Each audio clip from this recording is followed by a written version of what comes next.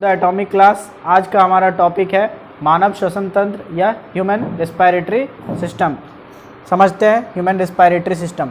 Human respiratory system समझने से पहले, मानव के श्वसन तंत्र को समझने से पहले उसके श्वसन ऑर्गन्स को समझते हैं। जिस तरह से हमने डाइजेस्टिव सिस्टम को पढ़ा था उसी तरह से रेस्पिरेटरी सिस्टम को पढ़ने का प्रयास करेंगे।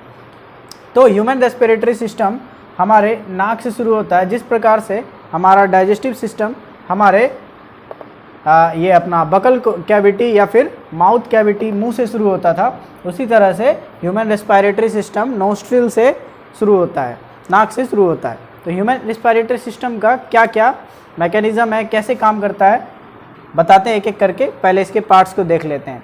ये हमारा सिंपल सा नोज़ है, नोज़, और ये हमारा जो नाक का दो छिद्र है उसे हम नोस्ट्रिल्स कहते हैं। ये नेसल पैसेज है, ये जो रास्ता है ये हमारा नेसल पैसेज है। यहाँ के द्वारा हमारा ऑक्सीजन हम एयर इनहेल करते हैं, और यहाँ से नीचे आते ही हमारा यहाँ पे ये एपिग्लॉटिस है। एपिग्लॉटिस के बारे में हम पिछले वीडियो में बात कर चुके हैं। एपिग्लॉटिस जैसा ये हमारा भोजन इस पे पड़ता है तो ये हमारा विंड पाइप को बंद करके फूड पाइप चालू कर देता है, और यहाँ से जैसे ही विंड लेते हैं तो ये खुल जाता है और यहाँ से हवा चेस्ट की ओर जाने लगता है। तो इस एपिग्लॉटिस से होकर के हमारे विंड पाइप में या तो कहें हम अपना ट्रैकिया कहें या विंड पाइप में, इसके थ्रू लंग्स में पास हो जाता है। ये हमारा ट्रैकिया है, इसके थ्रू लंग्स में पास हो जाता है। ट्रैकिया आगे चल के दो हिस्सों में बढ़ जाता है। इसको हम ब्रोंकस कहते हैं, या ब्रोंकाई कहते हैं। ब्रोंकाई एक सिंगुलर वर्ड है, एक सिंगुलर पाइप के लिए यूज़ किया जाता है, इसलिए ये सिंगुलर वर्ड है। और आगे चल के यही ब्रोंकाई अलग अलग ब्रांचेज में बढ़ जाता है, जैसा कि हम लंग्स में देख रहे हैं। ये बहुत सारे ब्रांचेज में डिवाइड हो जाता है, आगे चल के बहुत सारे ब्रांचेज में डिवाइड हो जाता है, और उसको हम ब्रोंक्यूल कहते हैं, जो कि हमारा एक प्लूरल वर्ड है। तो ब्रोंक्यूल के लास्ट में लगा होता है ये गुब्बारे जैसा जो स्ट्रक्चर है, इसको एल्वोलाई कहते हैं, जो कि एक हवा से भरा हुआ बैलून जैसा स्ट्रक्चर दिखाई देता है। तो ये हमारा ब्रोंक्यूल्स है। इसके चारों तरफ ये मेम्ब्रेन से हमारा लंग है, ये मेम्ब्रेन से घिरा हुआ, पतले मेम्ब्रेन से घिरा हुआ हमारा लंग्स है। और लंग्स के नीचे ये हमारा डायफ्राम है, इसको डायफ्राम कहते हैं। ये इसका मैकेनिज्म हम बताएंगे, इसको डायफ्राम कहते हैं। और ये पूरा का पूरा लंग्स जो होता है ये हमारे रिब केज से प्रोटेक्टेड होता है। ये पूरा का पूरा जो लंग्स होता है ये हमारे रिब केज से प्रोटेक्टेड होता है। हमारे यहाँ छाती के ऊपर जो रिब केज होता है इससे पूरा का पूरा लंग्स प्रोटेक्टेड होता है। अब ये तो हमारा स्ट्रक्चर हो गया। अब इसका फंक्शन का बात करते हैं। फंक्शन कैसे परफॉर्म करता है हमारे नोस्ट्रिल से होते हुए। अच्छा, यहाँ पे एक चीज़ मिस हो गया है, ये बोनी प्लेट है, ये हमारा बोनी प्लेट है जो हमारे नोस्ट्रिल को, है ना, नाक वाले रास्ते को जिससे हम एयर लेते हैं, और ये माउथ कैविटी जहाँ से हम खाना खाते हैं। तो माउथ कैविटी जहाँ से खाना खाते हैं और नाक वाला रास्ता जहाँ से हवा लेते हैं, इन दोनों को बीच में डिवाइड करने के लिए एक बहुत ही सख्त प्लेट बना होता है, ठोस प्लेट बना होता है, जिसको हम बोनी प्लेट का नाम देते हैं। हम ऐसे खाना खाने ऊपर वाला जो जबड़ा दिखाई देता है ना ऊपर वाले की ओर, वही हमारा बोनी प्लेट होता है जो नॉस्ट्रिल को मुंह से अलग करने का काम करता है। अब इसका फंक्शन को देखते हैं। तो हम जैसे ही नॉस्ट्रिल के थ्रू सांस को अंदर की ओर लेते हैं, एयर को अंदर की ओर लेते हैं, तो इन नॉस्ट्रिल में म्यूकस प्रेजेंट होता है।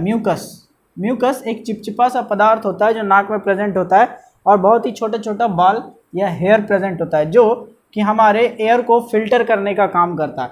हवा के साथ जो डस्ट एंटर होता है हमारे नाक के थ्रू, जो धूल मिट्टी अंदर की ओर जाता है, उसको वो फिल्टर करने का काम करता है। फिर यहाँ से फिल्टर एयर आता है, और ये बात हम पहले से जानते हैं कि हमारा जो विंड पाइप होता है वो आगे की ओर होता है। ये जो आगे की ओर लाइनिंग दिखता है हमें ऐसे टच करने पे, ये हमारा विंड पाइप है। और जस्ट इसके पीछे ये हमारा होता है फूड पाइप। ये हमारा होता है फूड पाइप, या ईसोफेगस कहते थे इसको, ईसोफेगस, फूड पाइप या ईसोफेगस। तो हम ये जान गए कि विंड पाइप हमारे आगे की ओर होता है जिसमें ऐसे ऐसे लाइनिंग्स दिखाई देते हैं। तो यहाँ से एयर एपोग्लॉटिस से होते हुए हमारे विंड पाइप में या ट्रैकिया में पास कर जाता है। इस ट्रैकिया के रास्ते में आता है लैरिंग्स या वॉइस बॉक्स। लैरिंग्स को वॉइस बॉक्स कहते हैं। अच्छा, लैरिंग्स को वॉइस बॉक्स कहते हैं, ठीक है। ये लैरिंग्स के अंदर पतला पतला दो रबड़ के स्ट्रेच रबड़ के आकार का दो मेम्ब्रेन होता है। जब हम हवा अंदर की ओर लेते हैं तो वाइब्रेट होने के कारण हम आवाज़ जनरेट कर पाते हैं। आखिर हमारे विंड पाइप में लैरिंग्स होने का मतलब, अगर हमें विंड पाइप के अंदर लैरिंग्स दिया गया है तो उसका यही फंक्शन है कि जैसे ही हवा अंदर की ओर लेते हैं तो हवा के वाइब्रेशन के वजह से हमारा आवाज़ निकलता है। बिना हवा के हम आवाज़ या फिर साफ से बात भी नहीं कर पाएंगे, साफ से बोल भी नहीं पाएंगे। तो ये विंड पाइप के अंदर ही लैरिंग्स पाया जाता है। इतना बात याद रखना है कि लैरिंग्स हमेशा विंड पाइप के अंदर पाया जाता है, जिसको वॉइस बॉक्स भी कहा जाता है, जहाँ से हमारा वाइब्रेशन के वजह से आवाज़ प्रोड्यूस होता है। उसके बाद हमारा शुरू हो ये पूरा का पूरा ट्रैकिया है। ट्रैकिया आगे चल के दो पार्ट्स में डिवाइड हो जाता है, जिसको हम लोग अपना ब्रोंकस कहते हैं, जिसको हम लोग ये दो पाइप्स को ब्रोंकस कहते हैं। ये दो पाइप्स हमारे दो लंग्स में सेपरेट हो जाता है, एक राइट लंग्स एक लेफ्ट लंग्स में, दोनों लंग्स में सेपरेट हो जाता है, ठीक है। इस पाइप के थ्रू एयर अंदर की और एंटर किया। एंटर करने के बाद इसी पाइप के थ्रू पतला पतला छोटा छोटा सा पतला पतला सा पूरे ब्रांच स्ट्रक्चर में, पेड़ की टहनियों के जैसे ये ब्रांच स्ट्रक्चर में ब्रोंकियोल फैला होता है। ये हॉलो पाइप होता है। इसके थ्रू पूरा का पूरा एयर जो है इधर से उधर मूव करता है, पूरे लंग्स में मूव करता है। और इन्हीं ब्रोंकियोल्स के लास्ट में एक खोखला बैलून जैसा, मतलब बिना पचका हुआ बैलून जैसा स्ट्रक्चर, जिसको कि एल्वोलाई कहते हैं, एयर सैक्स कहते हैं, वो प्रेजेंट होता है। तो जैसे ही हम एयर को अंदर की ओर इनहेल करते हैं तो ये जितना भी हमारा एल्वोलाई है ये फूलता है, ये इंक्रीज करता है। जैसे पचके हुए बैलून में हवा भरने पे बैलून फूलता है, उसी तरह से इसमें मिलियंस ऑफ एल्वोलाई प्रेजेंट्स होता है दोनों लंग्स में। तो ये एल्वोलाई फूलता है बहुत तेज़ी से।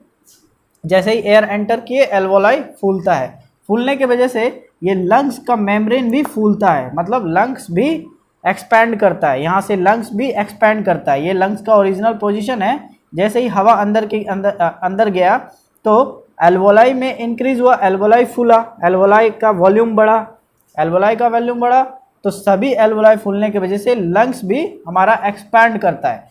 और जब लंग्स एक्सपांड करता है तो लंग्स के नीचे प्रेजेंट होता है हमारा डायफ्राम। ये कुछ ऐसे बेंट स्ट्रक्चर में होता है, जैसे कि हम मान लेते हैं ये डंडा कुछ इस स्ट्रक्चर में प्रेजेंट है, इस स्ट्रक्चर में है अभी। तो जैसे ही एयर प्रेशर के वजह से लंग्स फूलता है तो ये डंडा का स्ट्रक्चर ऐसे स्ट्रेट हो जाता है, मतलब ये पूरा का पूरा डायफ्राम ऐसा स्ट्रेट होने का प्रयास करता है, नीचे की ओर प्रेस हो जाता है।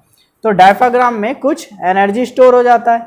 जैसे ही अंदर की ओर पूरा हवा आ गया, अंदर की ओर पूरा एयर एंटर कर गया, एल्वोलाई का वॉल्यूम बढ़ गया, तो लंग्स का भी वॉल्यूम बढ़ गया और डायफ्राम नीचे की ओर प्रेस हो गया, तो इसके अंदर कुछ एनर्जी स्टोर हो जाता है। उसके बाद क्या होता है, इतने ही देरी में एल्वोलाई के अंदर जो प्रेजेंट होता है पतला पतला ब्लड कैपिलरीज, हर एक एल्वोलाई के अंदर ब्लड कैपिलरीज प्रेजेंट होता है, जिसके थ्रू ऑक्सीजन और कार्बन डाइऑक्साइड का उलटफेर हो जाता है ना। ऑक्सीजन क्या करता है, यहाँ से प्योर ऑक्सीजन, यहाँ से हम जो एयर लिए उससे प्योर ऑक्सीजन हमारे ब्लड कैपिलरीज में चल जाता है, और ब्लड कैपिलरीज में से जो CO2 है वो हमारा वापस से एल्वोलाई में स्टोर हो जाता है, एल्वोलाई में आ जाता है। तो यहाँ पे हम देखें कि यहाँ पे गैसियस एक्सचेंज हो गया, यहाँ पे गैस का एक्सचेंज हो गया। O2 ब्लड कैपिलरीज में चला गया और ब्लड कैपिलरीज से CO2 कार्बन डाइऑक्साइड वापस एल्वोली में आ गया। तो जैसे ही हम इनहेल करते हैं तो हमारा लंग्स का साइज बढ़ता है, बढ़ा।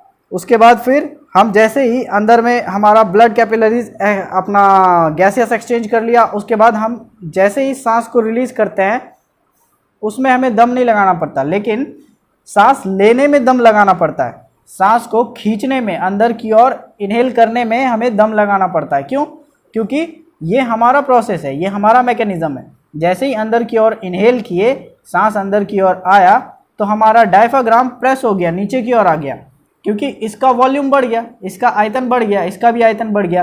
तो जगह के वजह से इतने जगह में ये फैलना चाहता है, तो जगह की वजह से इसके नीचे जो डायफ्राम होता है, अच्छा डायफ्राम बना होता है कार्टिलेज का, जिसका हमारा कान का ये हड्डी बना होता है, कैसे भी मरोड़ दो वापस से अपने पोजीशन पे आ जाता है।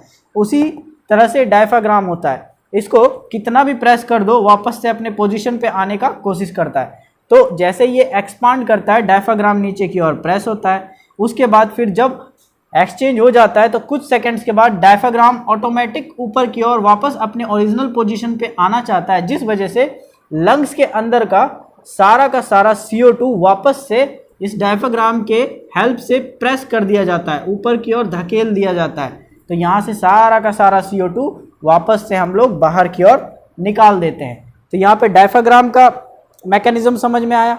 अच्छा, ये जो हमारा डायफ्राम है, ये जो डायफ्राम है और हमारा ये जो पूरा लंग्स है, मतलब ये रिब केज के अंदर का पार्ट, ये सब हमारा थोरेसिक कैविटी में आता है। अगर क्वेश्चन पूछे कि लंग्स वगैरह ये सब किस कैविटी के अंदर आता है, तो ये सब हमारा थोरेसिक कैविटी के अंदर आता है। और थोरेसिक कैविटी के जस्ट नीचे ये डायफ्राम के ख़त्म होने के बाद जहाँ पे ये डायफ्राम का अंत होता है, वहीं से हमारा एब्डोमिनल कैविटी स्टार्ट हो जाता है। एब्डोमिनल कैविटी स्टार्ट हो जाता है, मतलब हमारा पाचन तंत्र जो था, डाइजेस्टिव सिस्टम, वो रेस्पिरेटरी सिस्टम के जस्ट नीचे होता है। हमारा जो पाचन तंत्र है वो श्वसन तंत्र के जस्ट नीचे होता है, मतलब यहाँ तक श्वसन तंत्र है, उसके बाद हमारा पाचन तंत्र स्टार्ट हो जाता है। तो वो पाचन तंत्र पूछा जाता है किस कैविटी में है, तो उसको कहते हैं हम लोग एब्डोमिनल कैविटी में है। और हमारा श्वसन तंत्र किस कैविटी में है, हमारा रेस्पिरेटरी सिस्टम किस कैविटी में है, तो वो हमारा थोरेसिक कैविटी में है। तो यहाँ से हम पूरा का पूरा प्रोसेस समझ गए, कैसे एयर को इनहेल करते हैं, कैसे एयर अंदर की ओर जाता है, कैसे एल्वोली इनलार्ज होता है, उसके बाद एल्वोली के अंदर गैसियस एक्सचेंज होता है, डायफ्राम का प्रेस होना, वापस से ओरिजिनल पोजीशन पे आना, सारा गैस का इनहेल करना, सारा गैस का एक्सहेल करना। तो इस तरह से हमारा पूरा प्रोसेस कंप्लीट होता है। उम्मीद है इस वीडियो से आपको कुछ फ़ायदा हुआ होगा। अगर फिर भी इस वीडियो के रिलेटेड कोई भी क्वेश्चन है तो कमेंट बॉक्स में नीचे जाके लिखे, आपके क्वेश्चन का जवाब दिया जाएगा। Thank you.